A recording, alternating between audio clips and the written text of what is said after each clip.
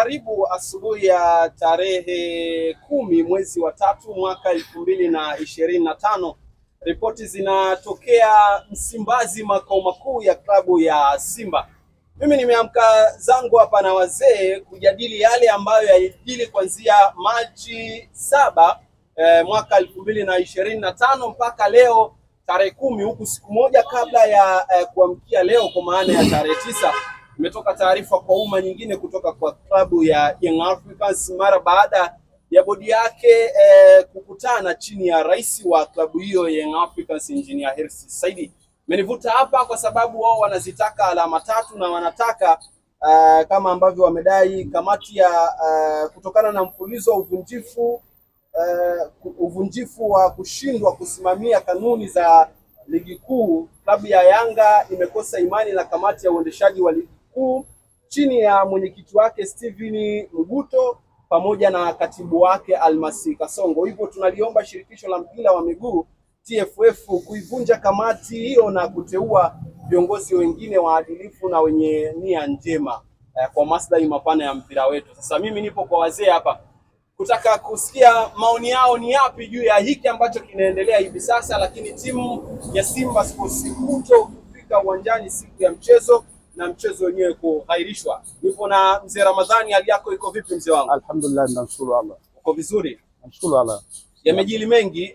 Wiki moja, juma moja nyuma ilikuwa ni tambo za nani atakwenda kufungwa, nani atachukua alama tatu na nani atauona mwanga wa ubingwa. Lakini tarehe 7 ni kama mambo yanabadilika na hali inakuwa hivyo. Ulipokea vipi mzee wangu? Nafikiri tumepokea wanamichezo wote ni kwamba unaona taratibu jinsi mpira wetu unaharibiwa na watu. Tutazame kamera mzee wangu. Mpira wetu unaharibiwa na klabu ya Yanga. Ili halina siri na linaonekana. Maana sasa hivi imekuwa hata hiyo kamati huwezi wewe ukaiongoza kamati. Kamati ina sheria zake, ina kanuni zake. Wametumia kanuni, wameangalia na mpira wetu wa Tanzania umekuwa unayumba. Kuyumbishwa na hivi vilabu na mmoja wetu ni huyu mwenzetu ambaye tunasema ni mtani wa jadi. Sio mara ya kwanza, nafikiri kama miaka miwili au kama sikosema mwaka jana au mwaka juzi kilitokea kitu kama hicho hivi. Muda baada ya kubadilishwa tu wao wakachukua kigezo kile, timu inakwenda uwanjani, tunapishana nao wanaondoka. Lakini msimu juzi, umeelewa? Lakini kwa taratibu nani mpira wetu, unajua mpira sio ugomvi. Mpira ni starehe na mpira ni burudani kwa Watanzania. Kamati hii ambayo leo wanaiona kwamba ni mbovu, wao wanaomba ivunjwe. Hii ndio ilitumia taratibu. Sisi tumekwenda katika muda ambao kamati ilipanga tukacheze mpira. Simba inaingia, tuliambiwa saa 1:15. Mara ya kwanza ilikuwa imepangwa saa 12. Wao tunapishana nao getini, wanatoka wanasema sisi muda wa kucheza mpira umekwisha, na bado kamati hii ikatumia busara, ikaahirisha mechi ile, ikapangwa siku nyingine na ilichezwa. Na sio mara ya kwanza, iliwahi kutokea kama sikosei mwaka 2000 au 99. Said Maulidi alileta sekete kubwa sana. Saa 6 mechi imeahirishwa. Wamegoma kwamba mchezaji wetu ameonekana sio raia, haiwezekani na hivi. Mimi mmoja wapo nilikuwa pale wizara ya mambo ya ndani wakati nakumbuka mzee Bakari Mapati akiwa waziri wa mambo ya ndani. Iliahirishwa saa 6 mechi. Wao lakini bado zile kamati zilikuwa ni nzuri kwa upande ule. Juzi wamelianzisha wao wenyewe, umeelewa? Watanzania wote wapenda mpira wameona. Na taratibu huyo meneja wa nani wa uwanja kusema hana taarifa, taratibu kwanza hana taarifa kuna mechi kesho itachezwa. Na siku zote sinafanyika hivyo. Kwani mara ya kwanza kusema kwamba mechi zitachezwa usiku pale kwamba muda wa serikali umeisha? Hakuna. Hao walikuwa wamepanga na kitu ambacho walikuwa wamekipanga walijua kwamba watawini. Kamati hiyo ikaona kwamba kuridhia mpira wetu hatutaki ugomvi, hatutaki, wakaahirisha.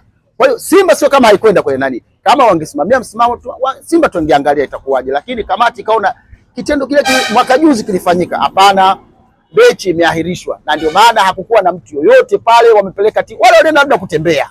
Hawakwenda kwenye mechi. Wale walienda kutembea. Wanajua kabisa kamati ya ligi imeahirisha ile mechi. Kwa hiyo wasubiri tamko, ndio mpira wetu. Sasa kama wametoa tamko la kwao, hilo sio tamko la kamati, hilo tamko la kwao. Sasa kila mtu akitoa matamko, ligi yetu itakwenda wapi? Ndugu mwandishi, ligi yetu itakwenda wapi? Anatoa tamko kwamba apewe pointi 3. Alienda kucheza nani? Mechi commissioner alikuwepo pale, referee alikuwepo pale, wasimamizi walikuwepo. Wameenda wamezungula tu mle, wametoka. Wale tunawaita madunduga. wale ni madunduga. Sasa tuone kamati itakapopanga tarehe, waache kwenda wenyewe, waache, ndio pointi zinaonekana zinakwenda wapi, kwa sababu wanayumbisha. Pointi zitachukuliwa pindi kamati itakapopanga, bodi ya ligi itakapopanga tarehe, alafu wao wakashindwa. Ndio wenye mpira wao, sisi hatuna mpira, ndio wenye ligi yao. Na ndio mara nyingi inapotokea maamuzi wakishasema wao, ukipinga ni sawa sawa, wewe mwenzio amekamata mpini, wewe unakamata kwenye makali, utakatwa tu. Walishaahirisha, wangekuwa hawajaahirisha wangekuwa wanatamko. Lakini mechi imeahirishwa baada ya kuona kwamba hii vugu mechi imetokeza. Kwanza hawajasema nani wameshamkamata mwenye makosa. Hebu tusubiri kwanza kamati, kwa sababu mpira wetu ni burudani. Umeelewa? Hawajasema kwamba nani mwenye makosa, nani anachukuliwa hatua. Wao wameenda kutoa tena matamko. Yaani wanaongeza vurugu. Hiyo ni vurugu. Ina maana hawaheshimu mpira. Mpira kama ni wako, wakaanishe ligi yao. Kama hawana nidhamu na mpira wetu, hawana nidhamu na kamati yetu, wakaanzishe ligi yao. Sawa. Ule bwana mkubwa wewe, kama saizi anataka kutoka kwenye mpira, acha kutuharibia. Tuliwaambia nyinyi mmeokota. Huyo sio mtu wa mpira. Saizi anakimbilia ubunge. Aende kwenye ubunge wake. Nani tena? Nani? Huyo alitoa tamko. Sikatoa tamko NC. Huyo sio mwana michezo. Anatuharibia tangu ameingia. Kila mnachozungumza tulilalamika sisi, jamani, duniani hakuna mtu mmoja mwenye anakuwa na maslahi na timu moja alafu akadhamini timu 8. Tunaona timu ambazo wanacheza nazo ambazo wanajezi nayo, yani kama mechi hakuna, wanacheza upande mmoja tu, wanacheza. Sasa hii ligi ndio tumefikia hapo. Sasa wanaanza kutoa matamko. Hiyo kamati na wenyewe wajiangalie, vinginevyo watayumbishwa. Sawa. Nije kwa mzee Ngaona huku nisikie maoni yake yeye kwa upande wake yamekaa vipi. Mzee wangu, asalamu alaykum. Wa alaykum salaam. Uko vizuri? Niko vizuri. Bana, asubuhi sana mapema zaidi upo hapa Msimbazi, na nadhani umefuatilia na kusikia pengine na kuyashuhudia we mwenyewe yaliyoendelea tarehe 7 pamoja na tarehe 8, lakini tarehe 9 pia tamko la Young Africans. Wana Msimbazi, kwenye hili lipi mnalo la kuzungumza? Mimi siko mbali sana na mjumbe aliyopita bwana Ramadhani. Mimi naona bodi ya ligi ndio inatuumbisha, ndio inawalea. Kwa sababu Simba hii si mara ya kwanza kufanywa kitendo kama hiki. Tulifanywa Mwanza tena na kiongozi wa mkoa. Simba anaenda kufanya mazoezi kabla ya mechi siku moja. Unatoa taarifa kwamba eti kuna mafundi wanatengeneza uwanja. Na maana siku zote walikuwa wanatengeneza uwanja na walikuwa wajui kwamba Simba timu gani inakuja kufanya mazoezi muda ambao mechi itachezwa siku ya pili. Ikafanyika tena KMC. Simba wanaenda kufanya mazoezi na kwambia KMC wana jambo lao la mazoezi, kwa hiyo Simba wasubiri nje. Hii ni mara ya 3 Yanga wanaifanya. Kwa hiyo viongozi wa Simba walikuwa sahihi kwa maamuzi ambao waliofikiwa, kwa sababu wamezidi kutuonea. Hayo mimi ndio maoni yangu. Kwa hiyo kwenye hili mamlaka husika itaanza sasa kufuata kanuni zinawataka wafanye nini pindi mambo yanakuwa ndivyo sivyo. Wasimamie mpira kama ulivyoelekezwa. Kuna taarifa za vyombo vya habari wanasema eti manager alikuwa hana taarifa kwamba eti Simba atakuja mazoezi. Ina maana basi alipo kwenye mpira siku zote timu geni inajulikana kwamba kabla siku moja timu itakuja kufanya mazoezi. Ina maana wao walikuwa walijui kwamba leo Simba atakuja kufanya mazoezi mpaka watoe taarifa. Ina maana wao walijui kwamba leo Simba anakuja kufanya mazoezi. Alafu kizuri zaidi, viongozi wa Simba ni watu wa mpira, kwa sababu wamezoea hizo taratibu, kwa sababu wanazicheza kule nje. Wamekuja muda mwafaka, wamekuja saa 1 ili saa 1 waingie ndani wafanye mazoezi, ambapo siku ya pili mpira utachezwa saa 1:15. Walikuwa sahihi, bado unawazuia. Na Simba wamechukua karibu ni masaa 3 ili mradi tu waingie, bado unawazuia. Kwa hiyo unataka Simba wafanye nini? Waendelee kuonewa kila siku? Viongozi wangu mimi wapongeza, walikuwa sahihi, wasio wanyonge kila siku. Watu wanaoitwa mabouncer mara kadhaa wamekuwa wakisikika kwenye matukio tofauti ya kuwapiga mashabiki wakiwa wanatoa maoni yao. Lipo hili tena limejitokeza la kuzuia basi la Simba Sports.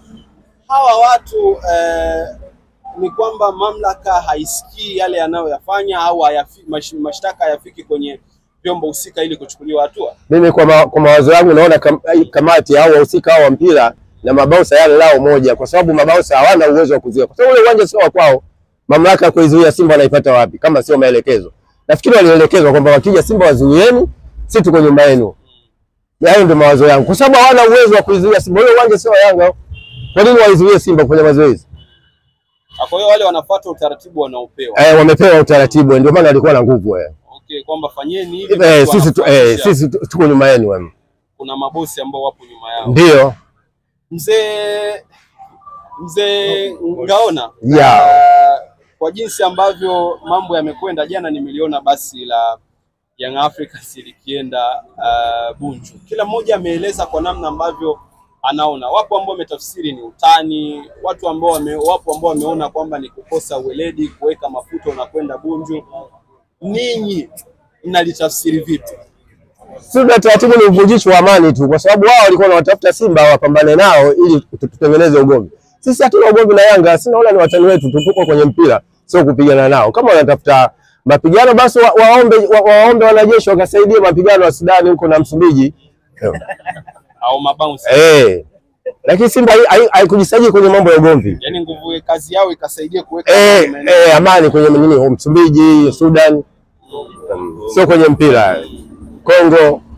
Bana, sawa mzee Ngaona.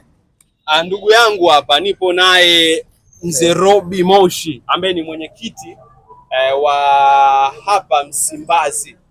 Mzee wangu, heshima yako? Salama tu. Uko vizuri? Niko vizuri kabisa. Mwenyekiti, mbona kama energy ni ndogo sana mwenyekiti? Wala si haiko ndogo. Mwenyekiti, unaniangusha mwenyekiti. Sikuangushi. Uko vizuri? Niko vizuri kabisa. Bana, wewe umefika mapema kabla yangu mimi. Mlikuwa mna vingi ambavyo mnavizungumza hapa. Lipi la msingi ambalo wadau walikuja nalo hapa kama hoja na ukasema hii ni hoja na ukipata nafasi utaizungumzia? Waliokuja nalo walikuwa wanazungumza kwa nini TFF wakubali Yanga waingize timu uwanjani, na wao wameshaambiwa kwamba wasiingize timu, kwamba leo mchezo hamna, wao kaingiza timu uwanjani. Nani aliwafungulia? Yaani nani alifungua geti ule mlango? Nani alifungua? Na Simba walienda wakazuiwa. Ni nani aliwafungulia? Au taarifa na wenyewe hawakuwa nazo? Tunashindwa kuelewa sasa. Kwa nini wao wafunguliwe mlango, Simba wakataliwa kufunguliwa mlango? Na muda huo tamko limetoka kwamba mechi imehairishwa mpaka pale utaratibu mwingine utakapopangwa. Na wao wenyewe walisikia, wakaona kwamba ina maana wao wako juu ya TFF, wao ni wakubwa kuliko TFF. Au watu wa Young Africans au Yanga yenyewe? Yanga yenyewe wanaona wao ndio wakubwa kuliko TFF. Kinachowapa ujeuri hasa ni kipi? Tunashindwa kuelewa, kwa sababu kila Simba ikienda kucheza mechi zake lazima wakamiwe, wafanywe hivi mtimanyongo nini, lakini Yanga wakienda wenyewe wanacheza bila matatizo aina yoyote.